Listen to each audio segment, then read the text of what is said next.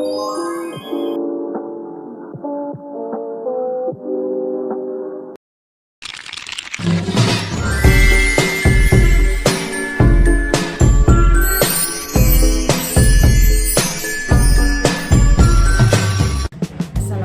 warahmatullahi wabarakatuh.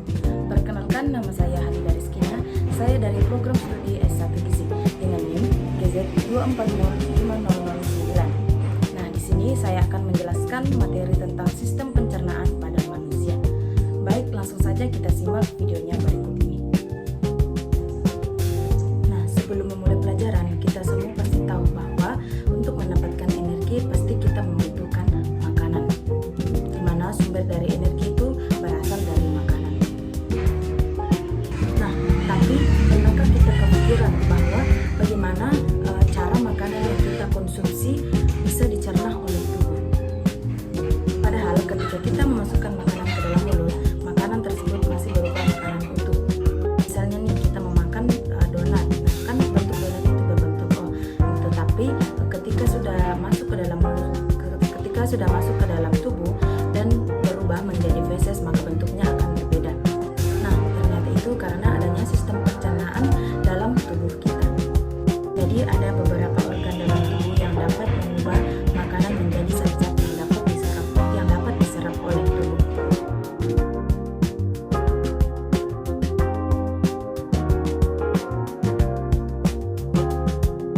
Selanjutnya, proses pencernaan dibagi menjadi dua, yaitu proses pencernaan secara kimiawi dan proses pencernaan secara mekanik.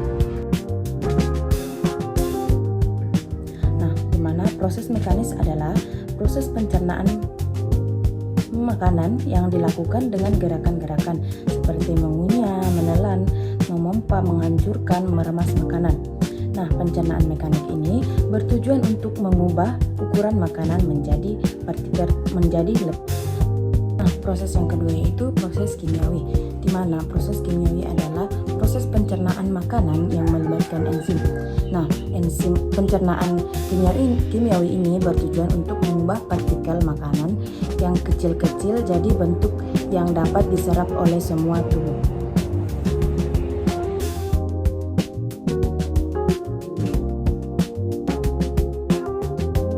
Nah, kemudian berikutnya adalah proses masuknya makanan ke dalam mulut. Nah, pertama itu makanan akan masuk ke dalam mulut, di mana dalam mulut ini terjadi proses secara mekanik yaitu dengan gigi dan secara kimiawi oleh enzim.